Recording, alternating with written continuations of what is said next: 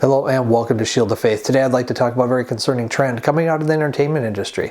We're going to be talking about three comedians, Heather Mcdonald, Bob Saget, and Chelsea Handler. When you listen to these stories, I want you to ask yourself, what do they have in common? What do they have in common? Why do you think this is happening to them? So let's start off with Heather Mcdonald.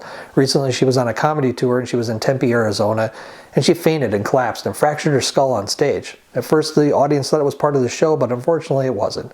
If you haven't seen this video yet, check this out. I don't mean to brag, I don't care, but I want you to know, double vaxxed, booster, flu shot, and I'm gonna be honest, I have the shingle shot too. And I still get my period. What? Yes! Traveled, went to Mexico twice, did shows, meet and greets, never got COVID. Clearly, Jesus loves me the most. Seriously. So nice. So nice.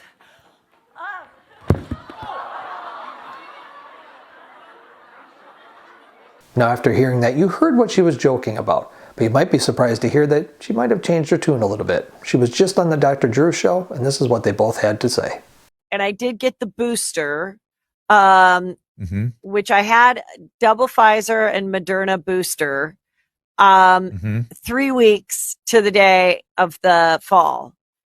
Is there anything that you've seen about time wise? Because when I asked the doctors about that, they said, "Oh, normally." Okay, go ahead. 2 to 3 weeks. 2 to 3 weeks is where you see a lot of this stuff. I have a friend that got the booster, and he got really destroyed by it. He still can't walk across the room. He's having all kinds of symptoms. There's a lot of funny stuff. We don't really know what it all is and where it's coming from, but it's still worth doing it. I'm not at the point where I'm saying that it's still worth the risk, but it's got a lot of funny side effects, and syncope, it's called. Fainting is one of them, and I think it's from the POTS syndrome, POTTS. And so, I was worried. What I wanted to check was to make sure you didn't have any evidence of myocarditis. When you were, that's why I wanted that. Which is an inflammation of the heart, and it changes the way the heart muscle functions a little bit. And that's why I was red hot on that echocardiogram. Right. Yeah. I mean, what can I do now? Yeah. I mean, I don't think I'm going to get the fourth booster, though. I will say that. There is not. There's not yet evidence. There's not science for that yet. I don't think I'm right now. If you were. So now let's move on to the story of Bob Saget and how he died. It was all over the news and you couldn't even escape it. Many people were speculating that it was heart attack or something like that. But now his family has issued a public statement and it says something very different. And this is what they had to say. Now that we have the final conclusions from the authorities' investigation, we felt it only proper that the fans hear those conclusions directly from us. The statement reads, "The authorities have determined that Bob passed from head trauma.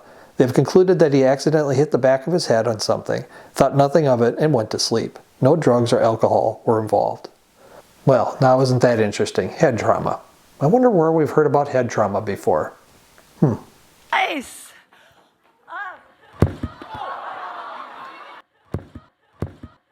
Now, interestingly enough, Bob Saget's family just filed a lawsuit that a judge temporarily upheld, trying to keep certain details of this investigation private. And this is what the lawsuit says. It says, in their lawsuit, Saget's family contends that the publication of certain details would cause them to suffer irreparable harm in the form of extreme mental pain, anguish, and emotional distress.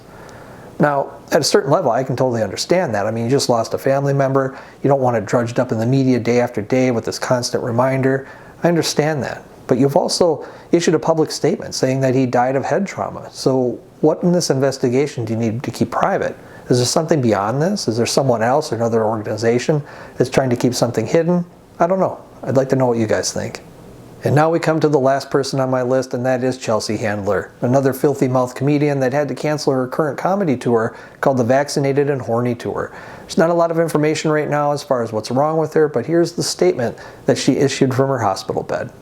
I had a scare at the hospital, and I don't have COVID, and I'm okay, but I had to reschedule my shows. So I just wanted to say that. And I will see you all when I see you. And I'm sorry that I had to cancel, but I'm okay. Well, after watching all that, it doesn't seem like it's very safe to be a comedian right now, does it?